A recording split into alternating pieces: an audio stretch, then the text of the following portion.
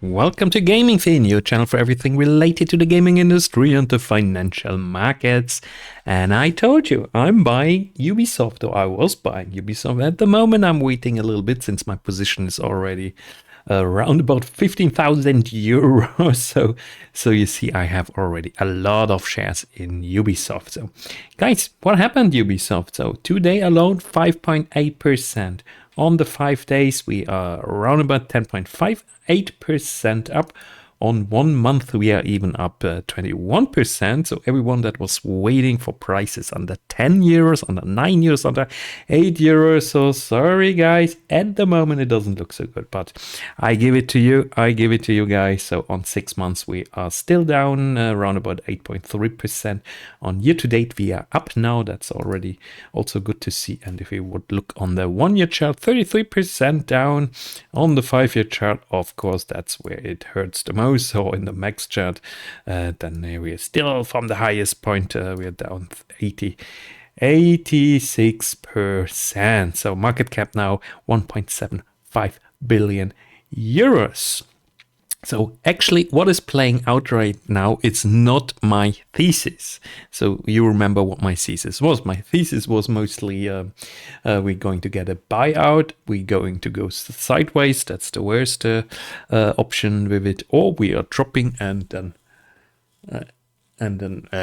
we're dropping and then we see the buyout. So, or we're going to see success of Assassin's Creed Shadows. So sorry, so mix this a little bit up. So, but this is not the thesis because where is it here? Because Assassin's Creed Shadows is not out yet.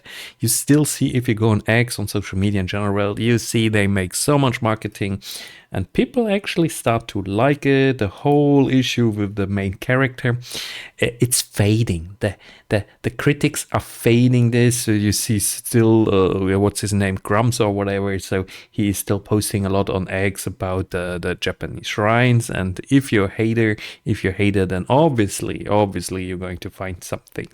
So those guys, for example, their Twitter accounts, they just use it to always find problems with the big gaming company. So if you find this out at one point, then you be a little bit more relaxed when it comes to this so-called culture war that actually in the end, in the US at least, people, or we won, I would say, those people that are the reasonable people that are not in favor of a massive DEI implementation in games. So it doesn't mean you can have a bit of DEI, is always good. I don't have a problem with LGBTQI plus, etc. I don't have a problem with this guy, so don't misunderstand me. I really don't.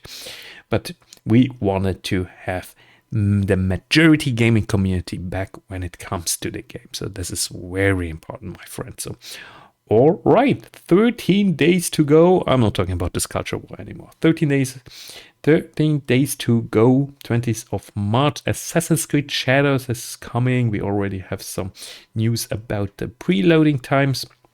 It's only 25,000 followers, but I guess a lot of people will get it on the Uplay store. So I'm going to buy it because I'm actually really looking forward to this game, I have to admit. And if you want to buy some Ubisoft games, there is also this big publisher sale. So this is always good for Ubisoft since they have an incredible backlog. So, and this is what we invest in, guys. So we invest also kind of in this incredible backlog. So it's a huge backlog. So therefore Ubisoft is still a company that has something to offer. It's not some company that completely disappears. So therefore we invest also in Ubisoft. So, but chart looks good. And if I'm looking now here a little bit, zooming in this chart, then you see, so we are moving to the 15 and a half euros, which is already some sort of support. And then the next one, 1860. And then I would, for example, already be in the plus. So I'm more, I think, around about here 15 since I bought a lot. So am I going to be in the plus? I hope so, my friends. I hope so. Alrighty. So also, Also, in general, we have to talk a little bit why this is all happening. So obviously, it's not only people buy Ubisoft now because they think the stock is cheap. Yeah, the stock is in these terms, it's cheap, even if it would have not a positive PE ratio. But putting this aside, so we're buying the backlog, we buy the story, we buy the brand. Obviously, in Ubisoft, now obviously, did I say obviously? All right, no, just kidding, guys. So, the market situation in Europe has changed, and you know why. So the whole Russian invasion in Ukraine. So I didn't want to say it because I don't want to talk about these subjects here on this channel. So, but yeah, Europe is rearming again, and they're going to pump a lot of money into the markets, into infrastructure, into military spending, etc. So, and if you now look, for example, that's the CAC, that's the French index, and I'm wondering why is it not? Is it not? It's not moving here actually. So, well, we can look at the Euro stocks. Let's have a look here at the Euro stocks. That's maybe also interesting. Oh, that's very interesting here. All right, now it's working. If I go on the 6 months, the Euro Stoxx 50, for example, now look at this, guys. Look at this, guys. So the Euro Stoxx is coming back. And if we look at the DAX, very important indicator for European stocks, also overall, the DAX looks also incredible recently. And since, let's say, on 1 month, since the 3rd of March, almost 5%. So this is a lot for an index. This is indeed a lot for an index. Also here, the CAC, the French index here, also, yeah, on the 4th, 5th of March, we got this big program with the big debts also up. So this has all positive impact on companies like Ubisoft.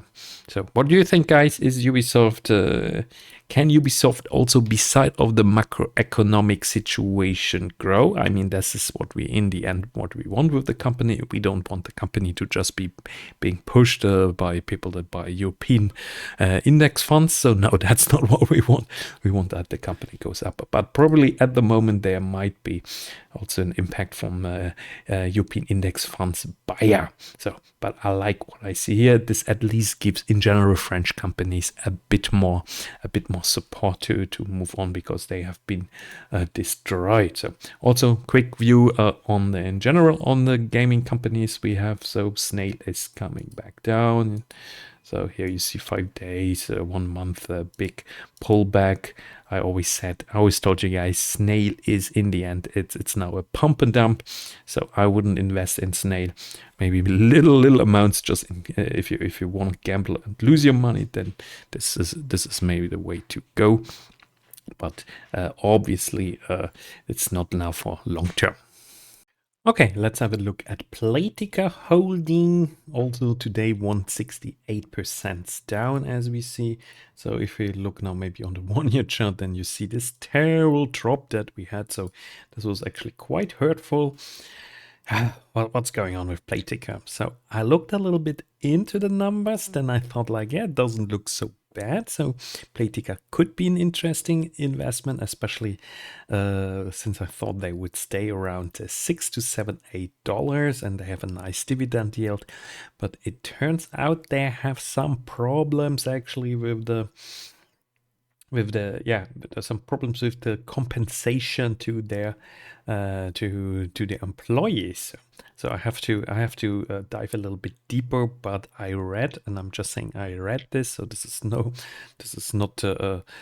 information that I found in their documents. There is something that the salaries would be loan financed. So, but I really don't know if this is true. If this is true, I don't like it, obviously. But for now, I stay invested. But the chart already looks terrible. So you can say this for sure. Yeah, my friends, the Nacon. Oh my God, Nacon. So let's look on the 1 month chart, or let's look on the 6 months chart. On the 6 months chart, actually, it seems that we found some sort of a bottom in from December 24. So considering Nacon also being a French company, considering considering the European stock market going up today. So we might see a bit better performance in Nacon. So not necessarily alpha, but at least some beta performance, if you know what this means, obviously. So performing like the market. But overall, it's really not good. And honestly, guys, everyone that invested in Nacon, and mostly some retail investors, I think they lost a lot of money here as well. So next one is Remedy. Also European stock is in Finland. And here also we can see here on the 6 months chart, we can see some sort of a support or a bottom is in creation. Also 182 million market cap. So I start liking the chart again a little bit. If you look on the max chart, of course, it's still not really excluded that we can go a leg lower. And leg lower would mean here like around about 10 to 11 euros. And I have my orders here in this field, 10 to 11 euros. At the moment, I don't plan actually to buy more at those 13 to 14 euros. Paradox Interactive is, that's actually funny. So if Paradox Interactive now goes back to the 140 krona, then this is really an interesting trading pattern. So we will see. Square Enix, let's look at the big chart. Yeah, breakout. We have a breakout in Square Enix over the height. So we had over 7,000 yen. That's good to see. Maybe Square Enix can really manage to follow up with Bandai Namco, Capcom, and Nintendo. So, but that's it's an interesting chart. Then Bigben, it's like Nacon. They belong. Nacon and Bigben are like one company actually, and we have a market cap of 21 million. So I don't know what happened with Bigben. I said this already last time. So do not lose too much time on it. So then we have of course Nintendo, my friend. So look at Nintendo, 11,300 yen. It's incredible. This looks like it could hurt so much. This looks like it could hurt so much. Something really, really great is building up here. Whew, would I buy more now? I would love to have more Nintendo in my portfolio. But it's like with Bandai and Namco and Capcom.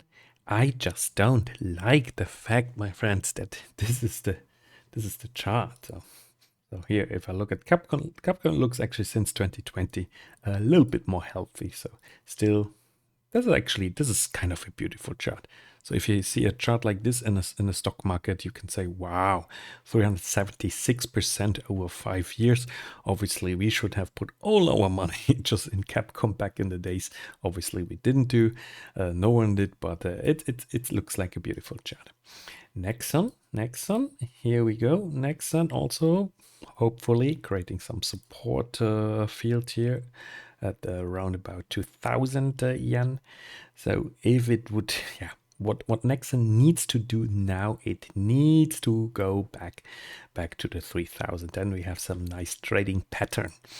Then we have Frontier Development. Unfortunately, Frontier really on the 1 year, yeah, really almost came back. So that's Frontier is kind of sad because on the overall chart it looks still terrible. So I think at this, yeah, check out my older Frontier videos. I think the investment case for Frontier Development is still the same like it has been in the beginning of 2024 when I was already making a video. So I stay invested. Digital Pro is also starting to build up something here, but we have a very strong resistance at 14 to 15 euros. 14 to 15 euros, very strong resistance. So everything's possible that we go back to under the 10 euros. Would I buy now here? I don't see any signal actually to buy now here. So I would actually buy probably a little bit more if we go back to the 10 years. Don't know. I finished Lost Records, the game, so I'm not making a business a video about DontNod Entertainment. I talked about this company already enough, but yeah, the game I rate with a 6 out of 10, so it was the most important game probably for DontNod since a very long time. We have a market cap here only of 13 million. I don't know, guys, if they really manage it. I personally I will not buy more DontNod, and probably they go now to €2, and then this was the chance to make 100% on your money. But guys, I'm not a financial advisor, so you do with your money what you want, of course. But I will not buy DontNod, so I don't see it. I don't see it. Starward. Yeah, I sold around here, around €1. So, and we're going probably back to the €1. Bloober is doing well. We are at the 30 slotty. Very nice to see. I like this. So probably we can build up here a little bit more even. Playway, I like that we have this nice support here. So there's a lot strong support. So it goes back to 2020, then in 2020, and then in 2020 again, 24. Strong support. Like it. Sega Sammy is not making the Capcom Bandai Namco move. And Thunderful is probably bankrupt soon. Oops, I shouldn't say stuff like this, but hey, guys, look at this chart. Honestly, look at this chart and at the market cap. So what shall I say? I mean, I cannot paint the picture more rosy than it is. And Bandai Namco is the killer stock. So I'm invested in Bandai Namco. I think I have now gains over like €1,000. Very nice. I bought here around there. Would I buy more now? No, definitely not. Electronic Arts. So I bought recently some Electronic Arts here in the low. So I'm in the plus now with Electronic Arts. I think it's very nice that we have those 16-17% back in Electronic Arts. That's good to see.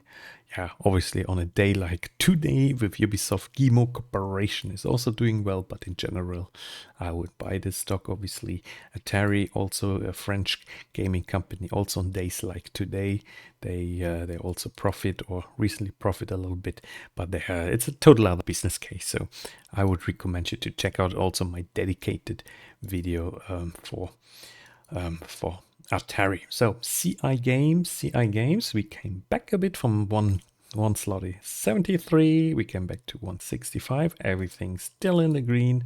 I like my business case. You know, I'm happy invested in CI Games.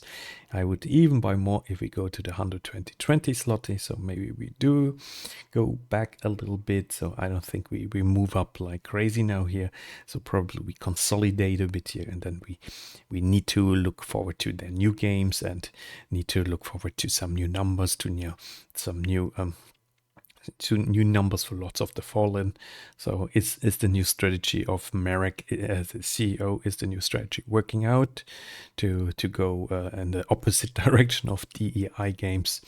Maybe it works out, then very nice to see. So obviously games need also the necessary quality, but as you know, I'm invested in CI Games. So that's it, my friends. So I hope you enjoyed this video as always. So leave me a comment and see you next time. Bye bye.